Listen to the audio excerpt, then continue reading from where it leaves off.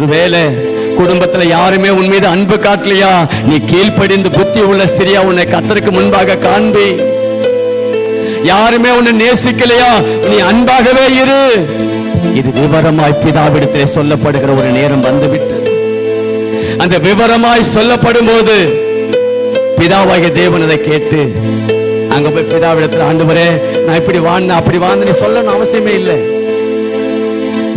பாவமான இந்த உலகத்துல பரிசுத்த தேவனோடு கூட எப்படி பற்றி கொண்டு வாழ்கிறாய் என்கிறத தேவதூதன் உன்னையும் என்னையும் குறித்து அனுதினமும் ஒரு செகண்டுக்கு செகண்ட் அங்க செய்தி போய்கொண்டே இருக்கிறது.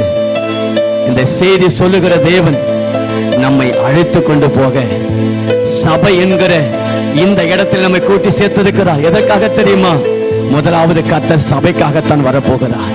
அதான் ரகசிய வருகை. ஒருவேளை குடும்பத்துல யாருமே உன் மீது அன்பு காட்டலையா, நீ கீழ்ப்படிந்து புத்தி உள்ள சிறியா உன்னை கர்த்தருக்கு முன்பாக காண்பி. யாருமே உன்னை நேசிக்கலையா, நீ அன்பாகவே இரு. இது விவரமாய் பிதாவிடத்திலே சொல்லப்படுகிற ஒரு நேரம் வந்துவிட்டது. அந்த விவரமாய் சொல்லப்படும் போது பிதாவாகிய தேவன் அதை கேட்டு அங்க போய் பிதாவிடத்தில், ஆண்டவரே நான் இப்படி வாழ்ந்தேன் அப்படி வாழ்ந்து நீ சொல்லணும் அவசியமே இல்லை.